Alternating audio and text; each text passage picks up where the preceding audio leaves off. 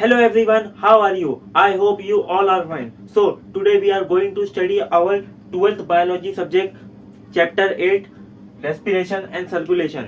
तो आज हम पढ़ने वाले हमारे 12th स्टैंडर्ड बायोलॉजी सब्जेक्ट का 8वां चैप्टर जिसका नाम है रेस्पिरेशन एंड सर्कुलेशन। तो चलिए शुरू करते हैं हमारा ये चैप्टर रेस्पिरेशन एंड सर्कुलेशन। जहां तक हम ये चैप्टर आज वन शॉर्ट लेक्चर में कंप्लीट कर देंगे। तो आइए शुरू करते हैं हमारा चैप्टर। तो देखिए पहला टॉपिक क्या है। पहला है हमारा एकदम नॉर्मल बेसिक सा है, व्हाट इज रेस्पिरेशन, कि रेस्पिरेशन क्या होता है। तो रेस्पिरेशन एक बायोलॉजिकल प्रोसेस रहता है। क्या रहता है? एक बायोलॉजिकल प्रोसेस रहता है जिसमें ग्लूकोज और ऑक्सीजन को ब्रेक करके एनर्जी बनता है। क्या बनता है? एनर्जी। उसको हम एटीपी भी बोलते हैं। एटीपी का फुल फॉर्म क्या है? What is the full form of ATP? ATP का फुल फॉर्म है एडेनोसिन ट्राइफॉस्फेट। क्या फुल फॉर्म है? Adenosine triphosphate. तो आइए उसकी डेफिनेशन एक बार देख लेते हैं। Respiration is the biological process in which glucose is oxidised with oxygen to release energy. इसका मतलब वही हो रहा है, रेस्पिरेशन एक बायोलॉजिकल प्रोसेस है जिसमें ग्लूकोज को ऑक्सीडाइज किया जाता है। किसके साथ? ऑक्सीजन के साथ मिलाया जाता है। क्या करने के लिए? एनर्जी को रिलीज करने के लिए, जो कि एटीपी के फॉर्म में रहती है, एडेनोसिन ट्राइफॉस्फेट के फॉर्म में। आइए एग्जांपल देख लेते हैं। देखिए ये ग्लूकोज दिया है C6H12O6 प्लस ऑक्सीजन दिया है 6O2। ये हो गया ग्लूकोज, ये हो गया ऑक्सीजन। अभी जब इसको ब्रेक कर रहे हैं दोनों को, क्या बन रहा है? 6 कार्बन डाइऑक्साइड बन रहा है, और क्या बन रहा है? 6H2O। क्या बन रहा है? H2O, पानी बन रहा है और कार्बन डाइऑक्साइड बन रहा है। और क्या बन रहा है? और बन रहा है 38 ATP। इसको और क्या बोलते हैं? इसको बोलते हैं एनर्जी। क्या बोलते हैं? एनर्जी। समझ गए? अभी देखते हैं टाइप्स ऑफ रेस्पिरेशन।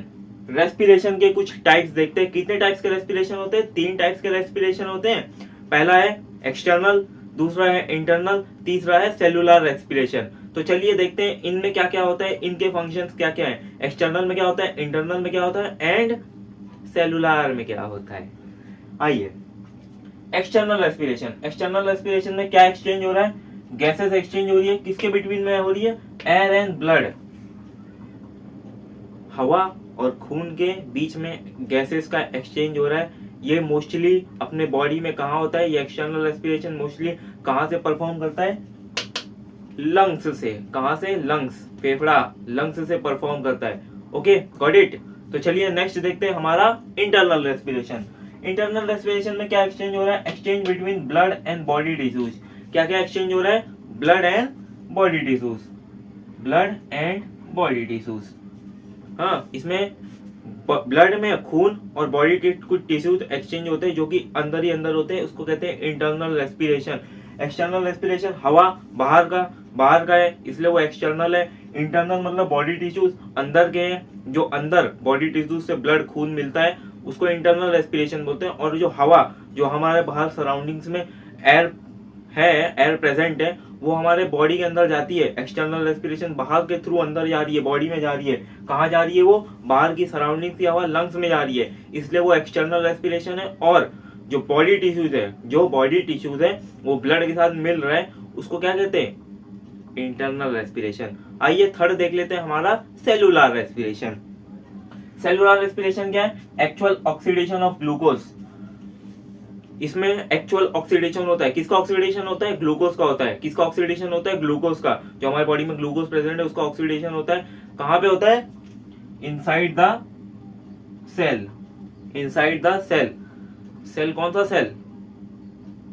माइटोकॉन्ड्रिया। कौन सा सेल? माइटोकॉन्ड्रिया सेल में ये होता है actual oxidation of glucose inside cell. Mostly ये माइटोकॉन्ड्रिया में होता है। कहाँ होता है? माइटोकॉन्ड्रिया में। ओके, तो अब हमारा नेक्स्ट है ह्यूमन रेस्पिरेटरी सिस्टम। जैसे हम इंसानों का रेस्पिरेशन सिस्टम कैसा होता है। अभी तक तो हम सिर्फ रेस्पिरेशन के बारे में जान लेते हैं, अब हम जानेंगे ह्यूमंस का रेस्पिरेशन सिस्टम कैसा वर्क करता है, कैसा क्या होता है। तो देखिए क्या है ह्यूमंस के रेस्पिरेशन सिस्टम में, क्या क्या ऑर्गन्स इन्वॉल्व है। देखिए क्या क्या इन्वॉल्व है ऑर्गन्स। पहले नोज है, हमारी नाक, उसके बाद उसके अंदर फेरिंग्स है, उसके बाद उसके अंदर लैरिंग्स है, फिर ट्रैकिया है, फिर ब्रोंकी है, फिर ब्रोंकी के अंदर ब्रोंकियोल्स है, और लास्ट में एल्वियोली। क्या क्या है? कौन कौन से ऑर्गन्स प्रेजेंट है हमारे ह्यूमन रेस्पिरेटरी सिस्टम में? कौन कौन से हैं? Nose, pharynx, larynx, trachea, bronchi, bronchioles, alveoli. पहला नोज है, नोज के अंदर फेरिंग्स है, फेरिंग्स के बाद लैरिंग्स है, लैरिंग्स के बाद ट्रेकिया है, ट्रेकिया के बाद ब्रोंकी है, ब्रोंकी के बाद ब्रोंकियोल्स है, और ब्रोंकियोल्स के बाद एल्वियोली। एल्वियोली क्या है? एल्वियोली क्या है बताइए? एल्वियोली एक एयर सैक है जिसमें क्या होता है, देखिए क्या होता है, जो गैस रहती है वो एक्सचेंज होती है, मतलब जो गैस का एक्सचेंज, मतलब जो गैस का एक्सचेंज होता है वो एल्वियोली के थ्रू होता है। किसके थ्रू होता है? एल्वियोली के थ्रू। देखिए क्या लिखा है, tiny air sacs where gas exchange occurs. क्या अकर्स हो रहा है? गैस एक्सचेंज अकर्स हो रहा है किसके थ्रू? एल्वियोली के थ्रू। किसके थ्रू? एल्वियोली के थ्रू। फिर नेक्स्ट क्या है? Mechanism of breathing. Mechanism of breathing क्या होता है? मैकेनिज्म ऑफ ब्रीथिंग में two types of mechanism breathing है। एक है इनहेलेशन, एक है एक्सहेलेशन। इनहेलेशन तो आपको पता है, जो हम इनहेल करते हैं, हाँ सांस लेते हैं, और जो सांस छोड़ते हैं उसको एक्सहेलेशन कहते हैं। क्या कहते हैं? एक्सहेल। इनहेल का मतलब सांस अंदर लेना, एक्सहेल का मतलब सांस बाहर छोड़ना। तो चलिए इसके मैकेनिज्म्स जानते हैं, हमारे ब्रीथिंग के, हमारे ह्यूमन रेस्पिरेटरी सिस्टम्स के। इनहेलेशन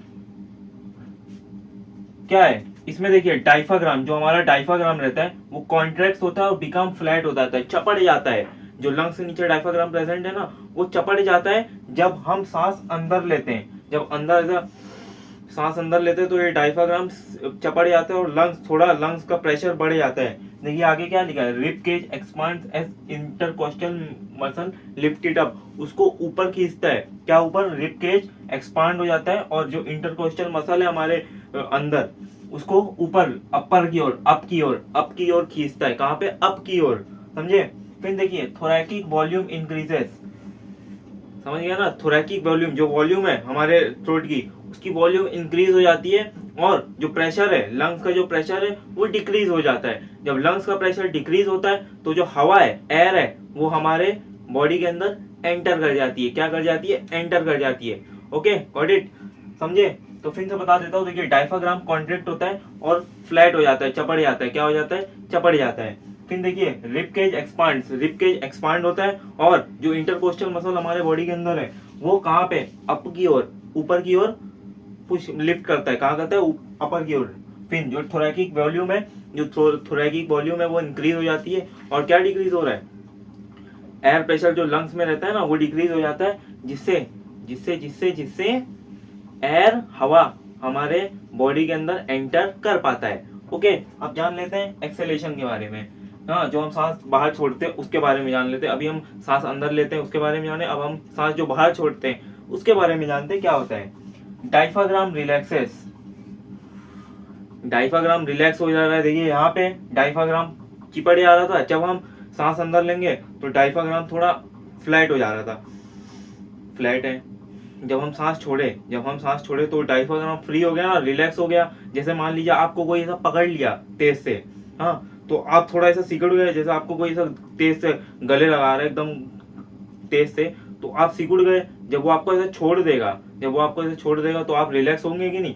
तो ये इसी डायफ्राम का, जब डायफ्राम में हम सांस अंदर लेते हैं तो वो थोड़ा चिपड़ जाता है, जब सांस छोड़ते हैं तो वो रिलैक्स हो जाता है। क्या हो जाता है? रिलैक्स हो जाता है।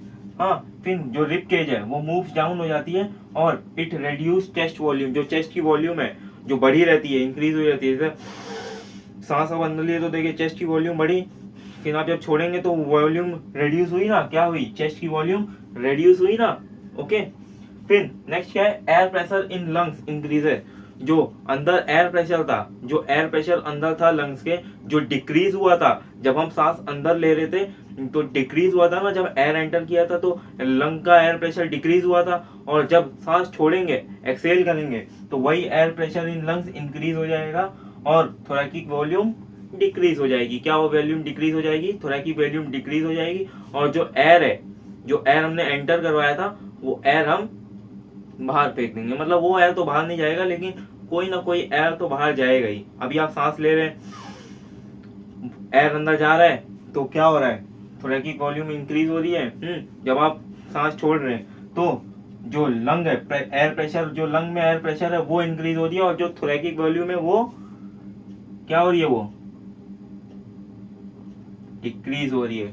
ओके, तो नेक्स्ट हम जानेंगे एक्सचेंज ऑफ गैसेस। क्या होता है ये एक्सचेंज ऑफ गैसेस? कहाँ कहाँ होता है? देखिए दो जगह एक्सचेंज होता है गैसेस का, एक होता है एल्वियोली में और एक होता है टिश्यूज में। कहाँ कहाँ होता है?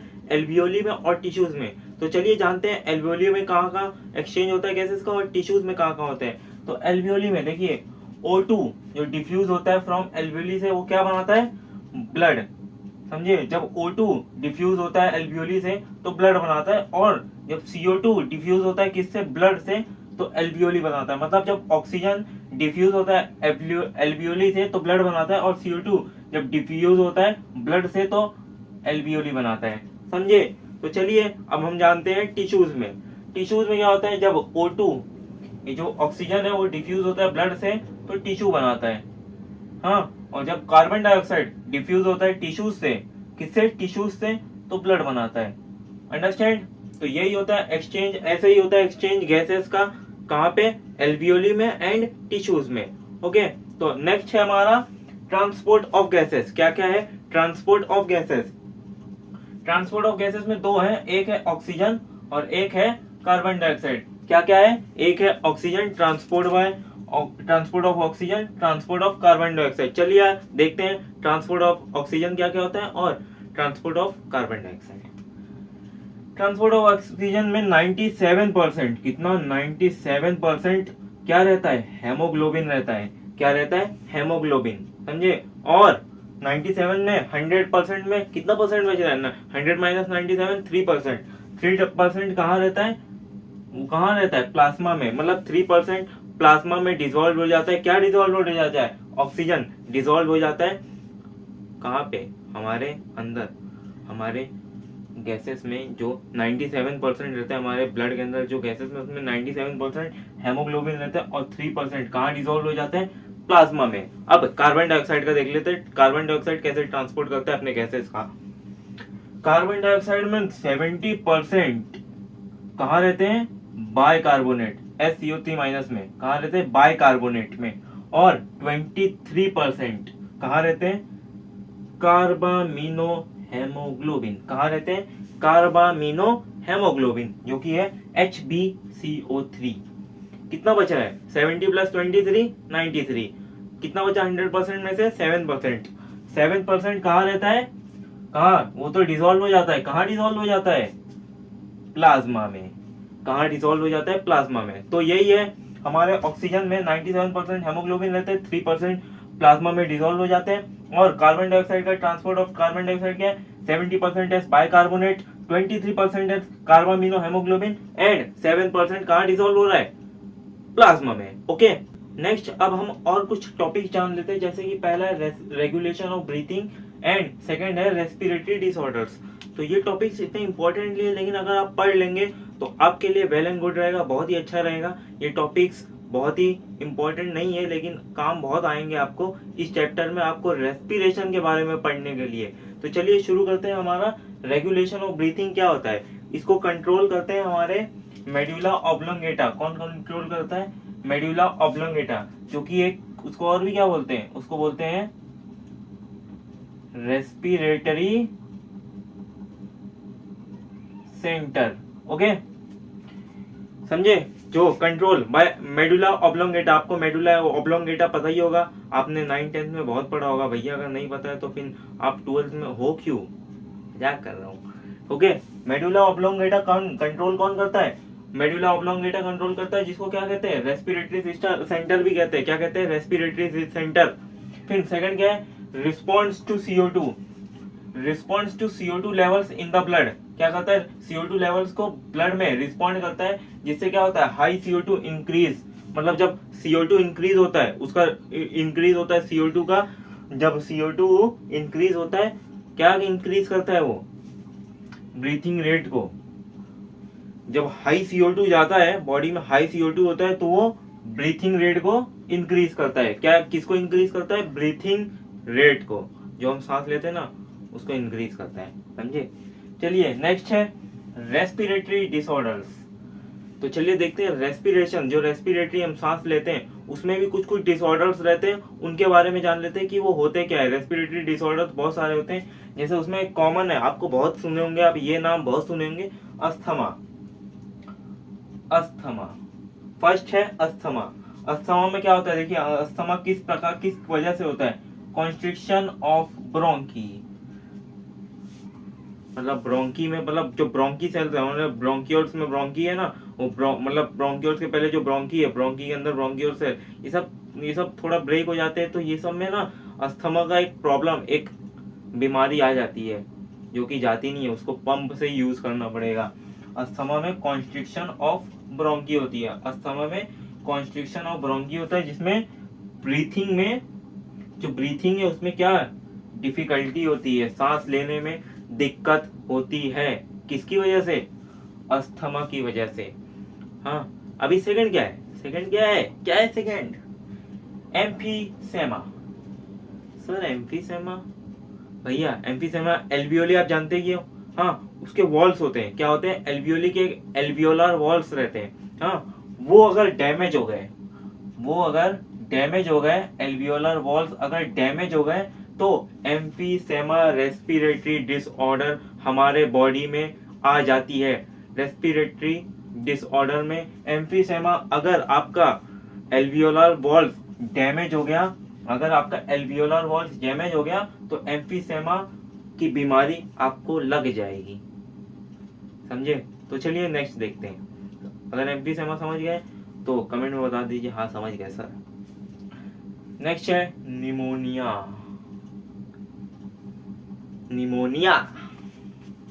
देखिए, अगर आपके एल्वियोली में इंफेक्शन हो गया, कहाँ पे, एल्वियोली में इंफेक्शन हो गया, तो आपको निमोनिया वाली बीमारी हो जाएगी।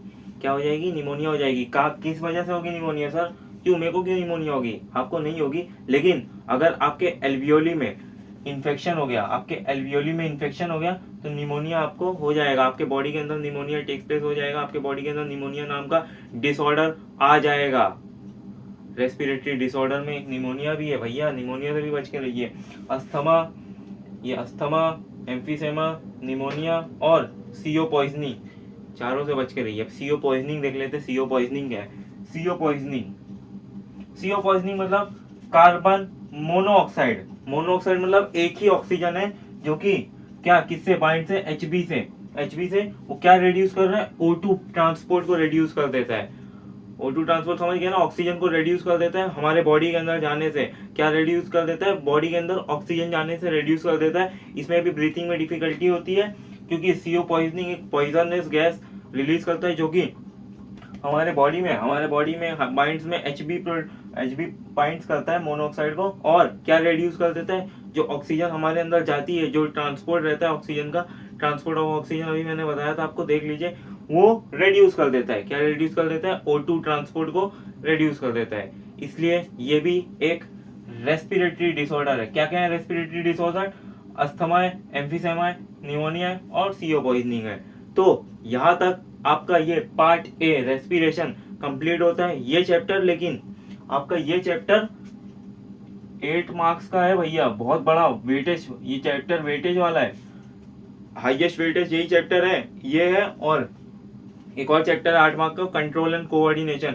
ये दोनों चैप्टर आपको 16 मार्क्स दे सकते हैं आपके बोर्ड एग्जाम में, तो पढ़ना शुरू कर दीजिए। ये वन शॉट लेक्चर है, आप देख सकते हैं। अभी पार्ट ए रेस्पिरेशन कंप्लीट हो गया, अब हम पार्ट बी सर्कुलेशन के बारे में जानेंगे, क्योंकि ये चैप्टर का नाम है रेस्पिरेशन एंड सर्कुलेशन। तो रेस्पिरेशन हमारा ओवर हो चुका है, अब सर्कुलेशन के बारे में जानते हैं। अभी तक हमने रेस्पिरेशन के बारे में जाना, अब हम पढ़ेंगे सर्कुलेशन के बारे में। तो व्हाट इज सर्कुलेशन, बताइए सर्कुलेशन होता क्या है। देखिए सिंपल भाषा में बताऊं तो एक सिंपल डेफिनेशन है सर्कुलेशन का। Circulation refers to the movement of blood throughout the body, समझे। मतलब ब्लड का जो खून है हमारे बॉडी में दौड़ रहा है खून, उसका जो मूवमेंट होता है वो किसके थ्रू होता है, सर्कुलेशन के थ्रू। क्योंकि बॉडी में खून का दौड़ाव बहुत जरूरी है, क्योंकि विदाउट खून के दौड़ाव से हमारी बॉडी में जो एक्टिविटीज होंगी वो नहीं होंगी, क्योंकि खून हर कोने में हमारे बॉडी के प्रेजेंट है। क्योंकि मान लीजिए एग्जांपल के तौर पे आप कहीं भी एक छोटा सा कट करते, सबसे पहले ब्लड्स निकलेंगे। क्या निकलेंगे, ब्लड निकलेगा, ब्लड सेल निकलेगा। कौन सा, आरबीसी, रेड ब्लड सेल, मतलब लाल खून आपका निकलेगा। क्यों, क्योंकि blood is present whole over the body in all human beings और मतलब जितने भी लिविंग ऑर्गेनिजम्स है, एक प्लांट को छोड़ के लिविंग ऑर्गेनिजम्स है जिसमें हर एक में ब्लड है, समझे। अगर नहीं है, जिसमें नहीं है, उसको कमेंट में आप मेरे को बता दीजिएगा कि ऐसा कौन सा लिविंग ऑर्गेनिज्म है जिसमें ब्लड नहीं है, हाँ, प्लांट को छोड़ के, ठीक है। तो चलिए शुरू करते हैं हमारा सर्कुलेशन। सर्कुलेशन में पहला टॉपिक क्या है? ब्लड।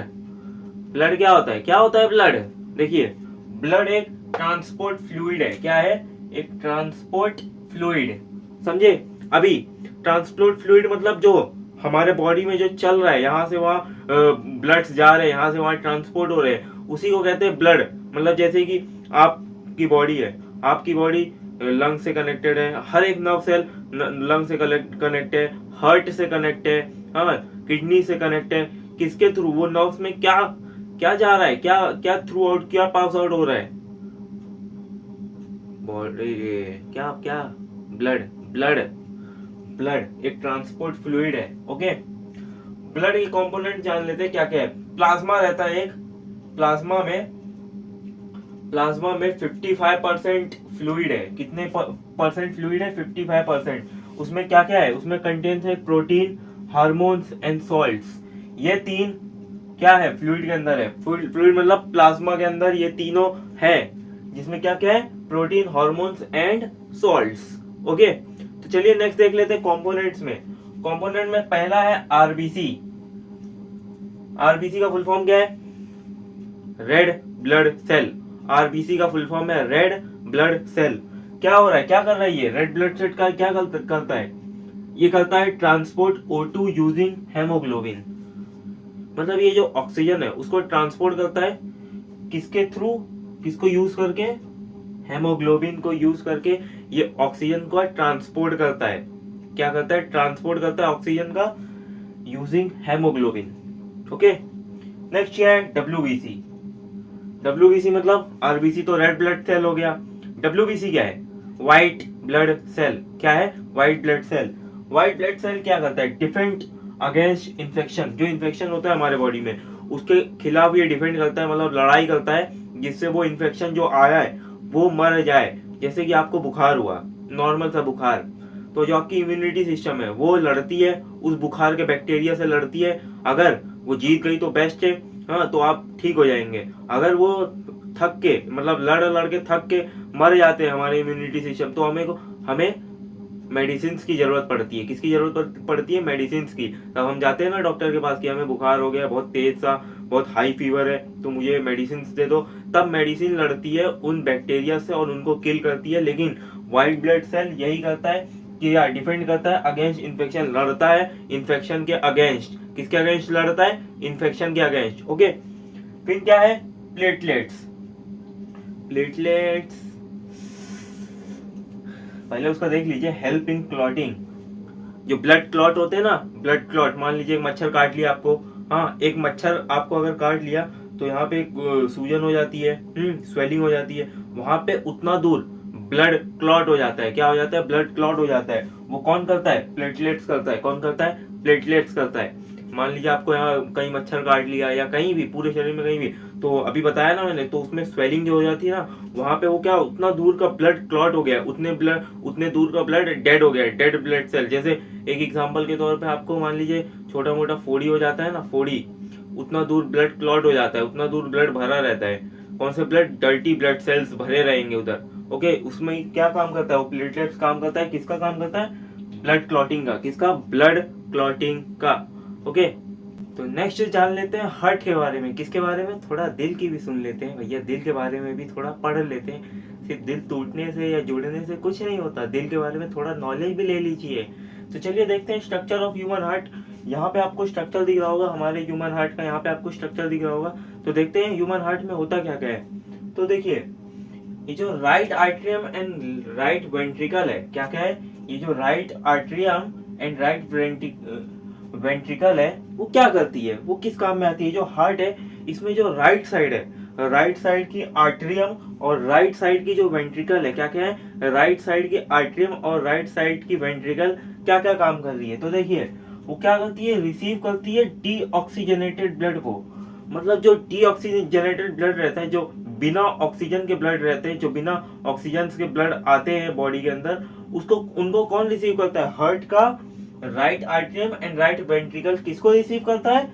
डीऑक्सीजनेटेड ब्लड को। किसको रिसीव करता है? डीऑक्सीजनेटेड ब्लड को। ओके, और जो लेफ्ट है, राइट का अपोजिट भैया लेफ्ट, राइट का अपोजिट कौन होता है? लेफ्ट होता है भैया। राइट का अपोजिट लेफ्ट, जब वो डीऑक्सीजनेटेड ब्लड को रिसीव कर रहा है तो हमारा लेफ्ट क्या करेगा? Left atrium of left ventricle क्या करेंगे? ऑक्सीजनेटेड ब्लड को रिसीव करेंगे। किसको रिसीव करेंगे? ऑक्सीजनेटेड ब्लड, जिस ब्लड में ऑक्सीजन प्रोड्यूस है, मतलब प्रेजेंट है। ओके, जिस ब्लड में ऑक्सीजन प्रेजेंट है उसको रिसीव करेगा left atrium and left ventricle, और जिस ब्लड में ऑक्सीजन नहीं है, ऑक्सीजन प्रेजेंट नहीं है, उनको रिसीव करेंगे right atrium and right ventricle. इसलिए लिखा है right atrium and right ventricle receive deoxygenated blood, जिसमें ऑक्सीजन नहीं है, और left atrium and left ventricle क्या रिसीव करता है? Oxygenated blood. ओके, अभी नेक्स्ट है सेप्टम। सेप्टम किसमें डिवाइड है? सेप्टम किसमें डिवाइड है? राइट एंड लेफ्ट साइड में। किसमें डिवाइड है? राइट एंड लेफ्ट साइड में। ओके, फिर वर्किंग ऑफ हार्ट के बारे में जान लेते हैं। किसके बारे में? हार्ट की वर्किंग जान लेते हैं कि वर्किंग कैसा, हार्ट कैसा वर्क करता है, क्या करता है। आपका एक नॉर्मल बॉडी है, इसमें दिल धड़क रहा है। हाँ भैया धड़क रहा है यार, दिल धड़क रहा है तभी तो हम जीवित हैं, तभी तो हम सरवाइव कर रहे हैं, तभी तो हम जिंदा हैं। सही बोला कि नहीं? वाह, गुड। हाँ, दिल धड़क रहा है मतलब वर्किंग, दिल की वर्किंग हो रही है। दिल, लेकिन आपको पता है एक नॉर्मल हार्ट 1 मिनट में कितनी बार धड़कता है? 1 मिनट में, ये देखिए, नॉर्मल हार्ट बीट जो रहती है वो 1 मिनट में 72 टाइम्स धड़कती है। कितना? 72 टाइम्स पर मिनट। कितना? 72 टाइम्स। लेकिन कभी कभी ये वैल्यू अप भी जाती है। कहाँ अप भी जाती है? और वो कितना जाती है? और many times it may be approx 100 times, 100 times पर मिनट। मतलब 72 तो एक सिमिलरली है, 100 टाइम्स भी जाती है, बहुत बार 100 टाइम्स भी जाती है। समझे? ये यंगर वन की नॉर्मल हार्ट बीट है। लेकिन जहां तक सबकी नॉर्मल हार्ट बीट है, जहां तक ये नॉर्मल हार्ट बीट है, इतना हार्ट बीट तो सभी ह्यूमन बींग्स का रहना चाहिए, मतलब सभी नॉर्मल पीपल्स का रहना चाहिए। ये नॉर्मल हार्ट बीट है। ओके, क्या है? नॉर्मल हार्ट बीट है। कितना? 72 टाइम्स पर मिनट, और many times it may be approx 100 times पर मिनट। एक बार में या तो 72 टाइम भी धड़कता है कभी कभी, और कभी कभी ज्यादा चांसेस रहता है कि 100 टाइम्स भी धड़कता है। कितने टाइम्स? 100 टाइम्स भी धड़कता है हमारा हार्ट, दिल। ओके, तो नेक्स्ट है types of circulation. 3 types of circulation होते हैं। पहला है पल्मोनरी, दूसरा है सिस्टमैटिक एंड तीसरा है डबल सर्कुलेशन। ओके, तो देखिए, पहला है pulmonary circulation, second is systematic circulation and third is double circulation. Now let's define one by one. First is pulmonary circulation. क्या क्या होता है? pulmonary circulation किस तरीके से होता है? उसमें सर्कुलेशन जो पल्मोनरी रहते हैं हमारे बॉडी के अंदर, उनमें सर्कुलेशन किस तरीके से होता है? देखिए, राइट वेंट्रिकल से शुरू होके, जो हार्ट के राइट वेंट्रिकल है वहां से शुरू होके लंग्स तक जाता है, और लंग्स से लेफ्ट आर्टरियम तक। कहाँ कहाँ? राइट वेंट्रिकल ऑफ हार्ट से शुरू होके लंग्स तक जाता है, एंड देन लंग से लेफ्ट आर्टरियम ऑफ हार्ट तक। ओके, किसके लिए काम आता है? फॉर ऑक्सीजनेशन के लिए। किसके लिए काम आता है? फॉर ऑक्सीजनेशन के लिए, फॉर ऑक्सीजनेशन। ओके, तो फिर से देख लेते हैं। पल्मोनरी सर्कुलेशन में राइट वेंट्रिकल ऑफ हार्ट से शुरू होकर लंग्स तक जाता है, और लंग्स से शुरू होकर लेफ्ट आर्टरियम ऑफ हार्ट तक जाता है। फिर सेकेंड है सिस्टमैटिक सर्कुलेशन। अभी सिस्टमैटिक सर्कुलेशन क्या होता है? इनमें भी सेम है, मतलब इनमें उल्टा होता है। देखिए, यहाँ राइट वेंट्रिकल से शुरू होता है पल्मोनरी में, सिस्टमैटिक में लेफ्ट वेंट्रिकल से शुरू होगा ऑफ हार्ट से, मतलब लेफ्ट वेंट्रिकल ऑफ हार्ट से शुरू होगा और बॉडी तक जाएगा। कहाँ तक? बॉडी तक ब्लड का सर्कुलेशन होगा। फिर उसके बाद राइट आर्टरियम ऑफ हार्ट, कहाँ तक? लेफ्ट आर्टरियम, मतलब लेफ्ट वेंट्रिकल से शुरू होगा, फिर बॉडी में जाएगा, फिर राइट आर्टरियम ऑफ हार्ट तक जाएगा, जिसमें ये किस काम में आता है? For nutrient and gas exchange. किसके लिए आता है? For nutrient and gas exchange. Okay, फिर तीसरा है डबल सर्कुलेशन। डबल सर्कुलेशन मतलब दोनों। देखिए, it ensures complete separation of oxygenated and deoxygenated blood. मतलब डबल सर्कुलेशन में दोनों होगा। ये कभी कभी कंप्लीट सेपरेशन किसका सेपरेशन करेगा? कभी कभी ऑक्सीजनेटेड ऑक्सीजनेटेड ब्लड का करेगा, कभी कभी डीऑक्सीजनेटेड ब्लड का करेगा, कभी कभी ऑक्सीजनेटेड ब्लड और कभी कभी डीऑक्सीजनेटेड ब्लड। ओके, तो नेक्स्ट है ब्लड वेसल्स। क्या है ब्लड वेसल्स? ब्लड वेसल्स में भी तीन है, पहला है आर्टरीज, दूसरा है वेन्स एंड तीसरा है कैपिलरीज। तो चलिए एक एक करके देखते हैं आर्टरीज, वेन्स एंड कैपिलरीज में क्या क्या होते हैं। देखिए आर्टरीज में ब्लड को कैरी करता है, हाँ आर्टरीज ब्लड को कैरी करता है कहाँ? अवे फ्रॉम हार्ट, हार्ट से जो दिल है उससे थोड़ा दूर कैरी करता है। कहाँ करता है? दूर कैरी करता है, carry blood away from heart. Okay, फिर वेन्स क्या करता है? Carry blood to heart. मतलब समझ गए ना, मतलब ये जो आर्टरीज है वो ब्लड को, मतलब जो ब्लड को है वो अवे लेके जा रहा है, carry blood away from heart, और जो वेन्स है वो ब्लड को टुवर्ड्स द अर्थ, मतलब टुवर्ड्स द हार्ट लेके जा रहा है, मतलब हार्ट के पास, हार्ट तक जो दिल है वहां तक ब्लड को कैरी कर रहा है, carry blood to heart. Okay, फिर कैपिलरीज क्या करते हैं? कैपिलरीज कनेक्ट करते हैं। क्या किसको किसको कनेक्ट करते हैं? जो भी मैंने दो पढ़ाया ना, दो टॉपिक, अभी हमने दो टॉपिक पढ़ा ना ब्लड वेसल्स में, क्या क्या पढ़े? आर्टरीज एंड वेन्स, उन्हीं को कनेक्ट करता है। कौन कनेक्ट करता है?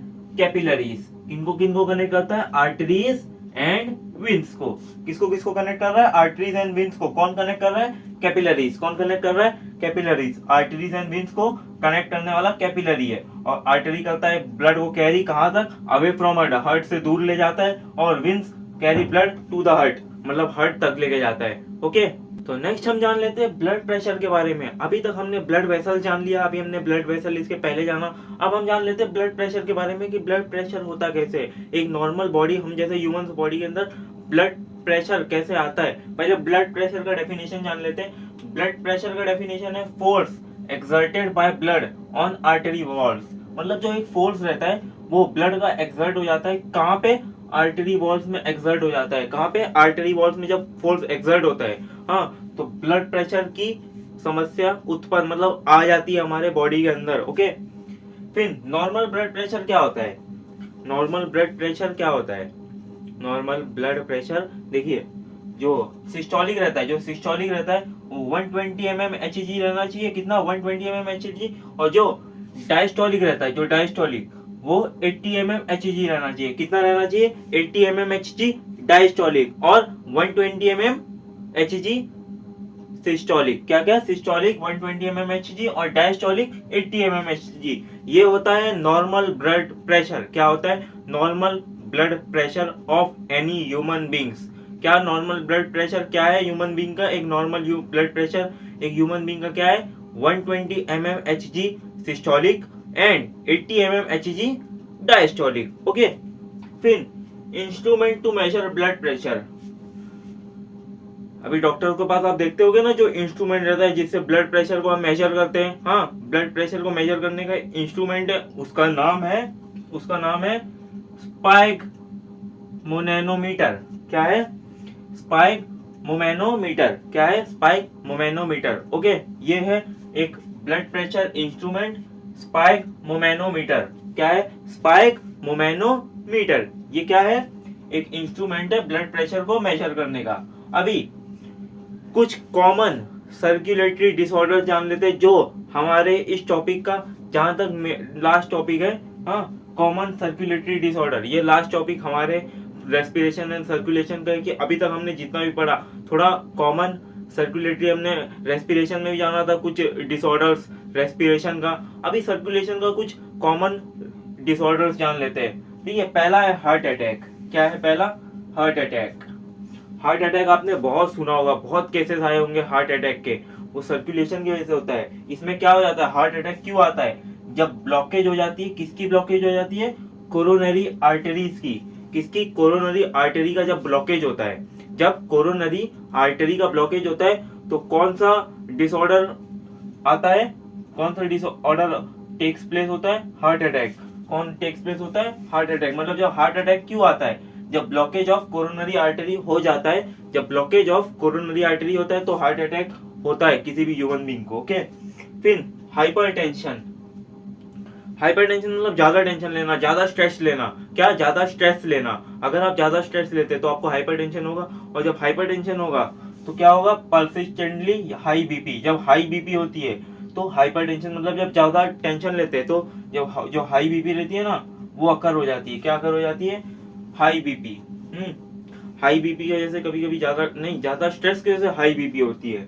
ओके, फिर एनीमिया, लास्ट है एनीमिया। क्या है? एनीमिया। एनीमिया क्यों होता है? लो हेमोग्लोबिन लेवल। क्या होता है? लो हेमोग्लोबिन लेवल। जब आपके हेमोग्लोबिन का लेवल लो हो जाता है, जब आपके हेमोग्लोबिन का लेवल लो हो जाता है तो एनीमिया नाम का डिसऑर्डर आपके बॉडी के अंदर घुस जाता है। It takes place under your body if the haemoglobin level is low. हाँ, विच डिसऑर्डर?